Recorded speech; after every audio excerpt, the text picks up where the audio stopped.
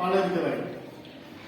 এই যে Nelson Mandela, এই যে আব্রাহাম লিঙ্কন, এই যে মাওলানা ইউসুফজাই, এই যে এপিজে আব্দুল কালাম, তারা কি শিক্ষার মাধ্যমে হয়েছে। তোমরা যারা প্রাইমারি স্কুলে পড়ো, সরকারি স্কুল, তোমাদের পড়াশোনাটা আরো বেশি পড়াশোনা করতে হবে, বুঝছো? পড়াশোনার কোনো বিকল্প নাই, পড়াশোনা করতে হবে। পড়াশোনা ছাড়া কোনো গতি নাই। পড়াশোনায় তোমাদেরকে মহৎ করবো, পড়াশোনায় তোমাদের জীবনকে উন্নতি করবো।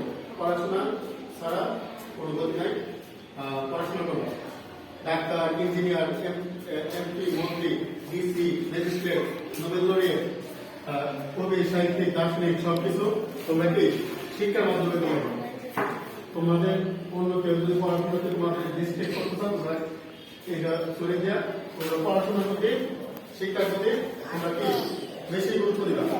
বর্তমান সরকার মেয়েদের, নারীদের শিক্ষার ক্ষেত্রে অনেক উপবৃত্তির অনেক কার্যক্রম পরিচালনা করছে। তাইলে তোমরা সবাই শিক্ষার মাধ্যমে কিভাবে তোমাদের ভবিষ্যৎ উন্নত করতে পারো, তোমাদের জীবন উন্নত করতে পারো, সেগুলো তোমরা কাজ করো। হ্যাঁ, শিক্ষার কোনো বিকল্প নাই, একটাই ভালোভাবে পড়াশোনা।